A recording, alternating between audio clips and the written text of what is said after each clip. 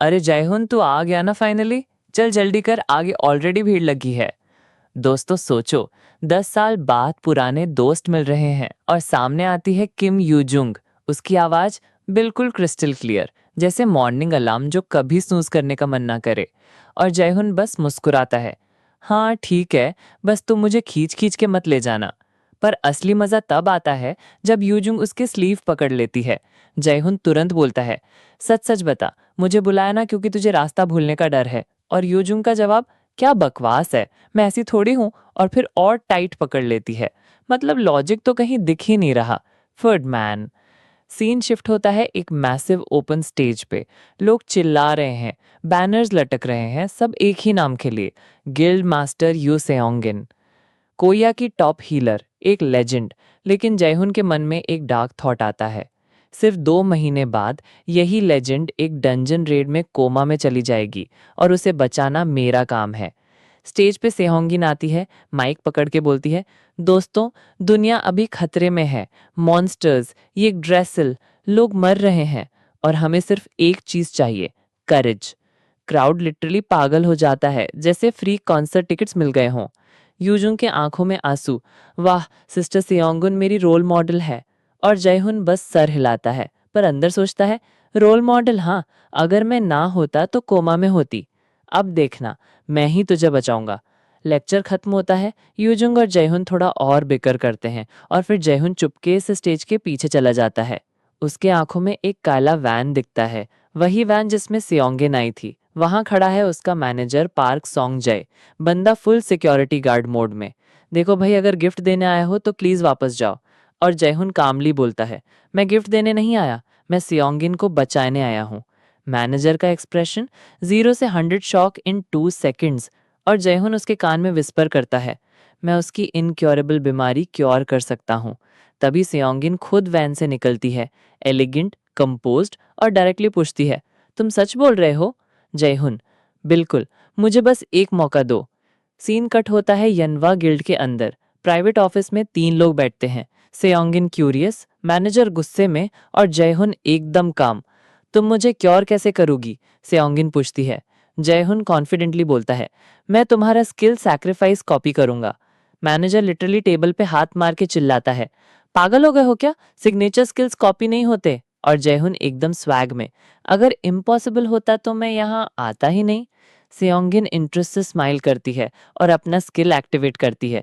एक green divine light पूरे room में फैल जाती है। तब जयहुन एक ब्लैंक कार्ड निकालता है। सिस्टम वॉइस घूमता है, सैक्रिफाइस रजिस्टर्ड सक्सेसफुली। और सबके सामने जयहुन वही स्किल सेयोंगिन पे कास्ट करता है। उसका थका हुआ बॉडी हील होने लगता है। सेयोंगिन और मैनेजर दोनों लिटरली शॉक हो जाते हैं। और तब जयहुन एक स्मग स्माइल के साथ कहता है, अब भाई नेगोशिएशन। सीन स्टार्ट होता है एक धमाकेदार स्किल के साथ। नाम है सैक्रिफाइस। नॉर्मल हीलर के लिए ये स्किल एक कर्स होती, क्योंकि अपना खुद का लाइफ फोर्स दे के दूसरे को हील करना पड़ता है। लेकिन जय हिंद, भाई बंदा अलग ही लेवल का है। उसने ब्लैंक कार्ड का यूज करके पेनल्टी को क्लीन डिलीट कर दिया। मतलब full heal, zero loss, OP character vibes. तभी एंट्री होती है यू योंगन की, यनवा गिल्ड की मास्टर। और वो सीधा पूछती है, सो बताओ तुम्हें चाहिए क्या? और जय हिंद बिना टाइम वेस्ट के बोलता है, बस सिंपल है, मुझे एक बैकर चाहिए। मतलब तुम लोग मेरे ग्रोथ में इन्वेस्ट करो और मैं रेडर वर्ल्ड हिला दूंगा। अब सोचो भाई, एक नॉर्मल बंदा होता तो इतना बड़ा गिल देख के ऑलरेडी पैर कांप रहे होते। पर जय हिंद, बंदा फुल कॉन्फिडेंट मोड में। यू योंगन खुद भी शॉक में थी। एक लड़का जो उसका सीक्रेट इलनेस जानता है, यूनिक स्किल कॉपी कर लेता है और फिर भी बिल्कुल चिल रहता है। और यहीं पे ट्विस्ट, यू योंगन सीधा ऑफर करती है, तुम यनवा गिल्ड ज्वाइन करना चाहोगे?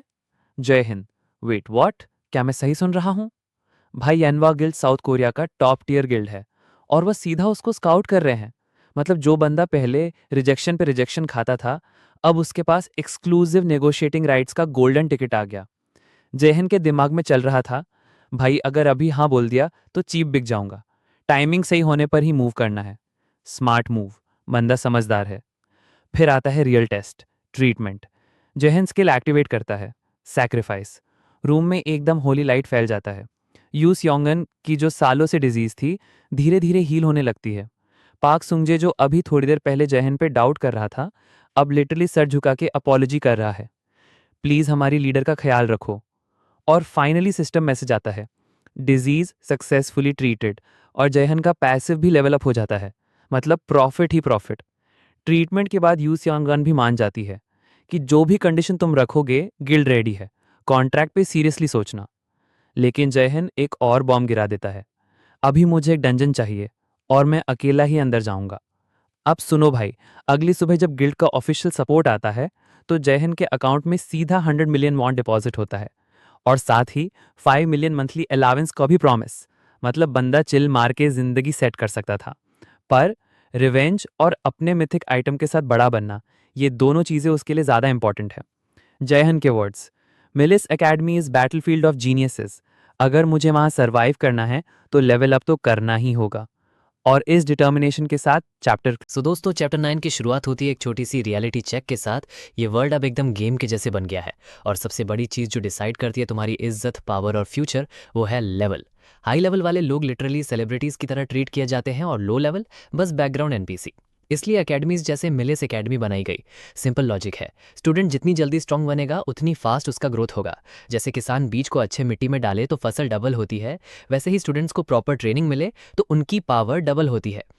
पाक संजय उसे बोलता है, डंजन के लिए सारे रिकवरी आइटम्स और टूल्स रेडी हैं, और हाँ, गिल्ड की तरफ से तुम्हें कुछ स्पेशल इक्विपमेंट भी मिलेगा। जयहुन पोलाइटली थैंक्स बोलता है, बट अंदर ही अंदर सोचता है, नाइस, फ्री चीजें कौन मना करता है। लेकिन असली सरप्राइज अभी बाकी है। संजय एक वार्प स्टोन निकालता है, एक ऐसा आइटम जो तोड़ते ही बंदा डायरेक्टली गिल्ड के एंट्रेंस पे टेलीपोर्ट हो जाता है। और इसका प्राइस क्या? 20 मिलियन वॉन। नॉर्मल रेडर्स को तो ये सिर्फ सपनों में मिलता है। जयहुन तुरंत बोलता है, ह्यूंग ये तो बहुत महंगा है, मैं एक्सेप्ट नहीं कर सकता। पर संजय इंसिस्ट करता है, ये कल की रूडनेस का अपोलॉजी भी समझ लो, प्लीज लो। जयहुन समझ जाता है कि इतना इंसिस्ट करने के बाद मना करना रूड होगा। अंदर ही अंदर स्माइल करता है, भाई मुझे वैसे भी एक इमरजेंसी एस्केप चाहिए थी, ये तो लॉटरी लग गई। फिर संजय थोड़ा वरीड एक्सप्रेशन के साथ पूछता है, तुम अकेले डंजन में क्यों जा रहे हो, क्या स्पेशल रीजन है?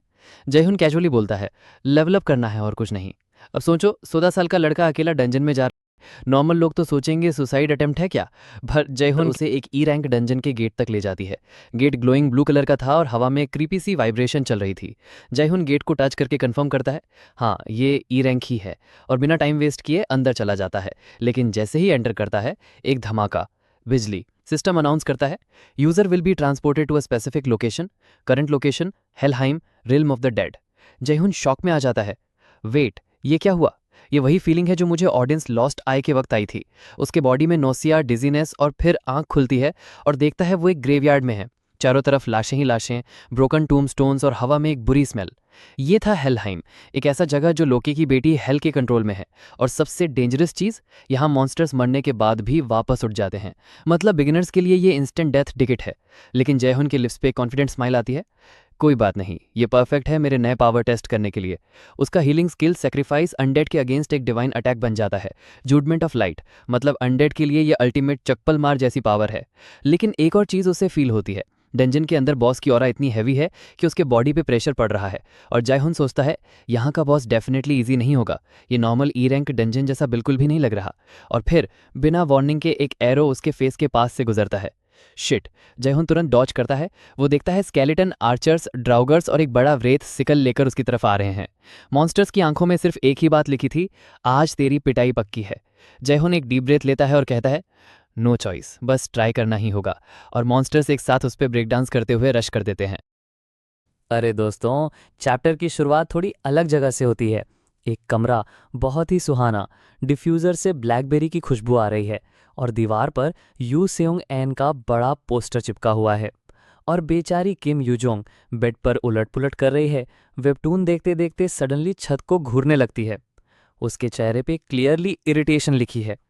ये जाहयुन भी ना, मुझे भीड़ में अकेला छोड़ दिया, और ऊपर से मॉम को कॉल कर दिया। अब तो सच में मार ही डालूंगी इसको। हाँ, यूजोंग डायरेक्शनलेस लड़की है, और भीड़ में गुम होना उसके लिए एक नाइटमेयर। उसको लग रहा है कि जाहयुन ने जानबूझ के डिच किया। पिलो पर मुक्के मार के गुस्सा निकालती है, फिर थोड़ा काम डाउन करती है, फिर सोचने लगती है, पर ऐसा क्यों किया उसने? नॉर्मली वो भीड़ पसंद नहीं करता, तो फिर लेक्चर में क्यों आया, और बिना रीजन के सडनली मैजिकल वर्ल्ड में ट्रांसफर क्यों किया? उसके लिए सब कुछ इलॉजिकल लग रहा था, क्योंकि जो जाहेउन वो जानती थी वो तो डिसीजन लेने में बहुत टाइम लेता था, रेस्टोरेंट का मेन्यू चूज करने में भी 10 मिनट, और अब लगता है जैसे उसका पूरा पर्सनालिटी फ्लिप हो गया हो। यूजंग फोन उठाती है और जाह्यून को एक धमकी भरा टेक्स्ट भेजती है, तुम मुझे उस दिन अकेला छोड़ के गए थे ना, बस इंतजार करो, मार ही डालूंगी। Scene shift, camera zoom in on Jaehyun. Dungeon के बीच खड़ा है और सामने क्रीपी टूम्स, ब्लैक स्मोक और वो ईयरी स्क्रीम्स।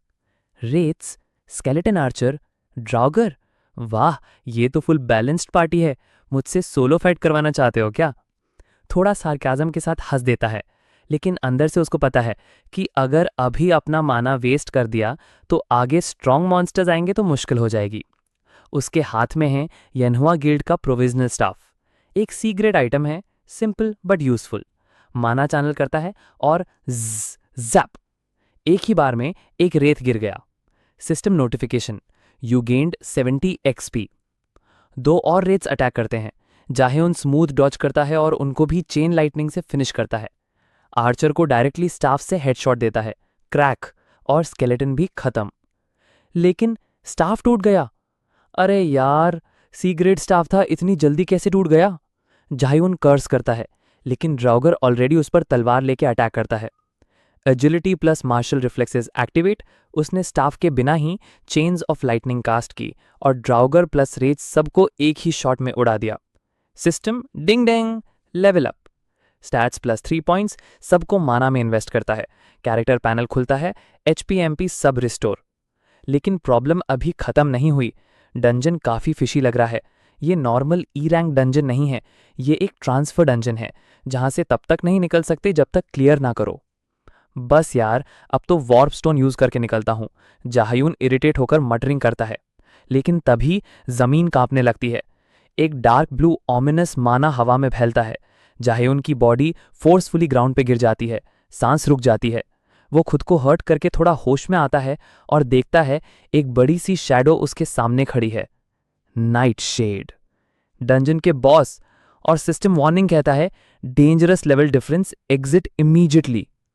जाह्यून वॉर्प स्टोन निकालता है, लेकिन उसके रिएक्ट करने से पहले ही नाइट शीट डिसअपियर हो जाता है और अगले ही सेकंड बैम, एक पंच उसके पेट पे पड़ता है। उसका HP ऑलमोस्ट 0, बस 40 बचा है। खून थोकता है, स्टोन भी गिर जाता है। मॉन्स्टर धीरे धीरे उसके पास आ रहा है, पर्पल आइज ब्लेजिंग।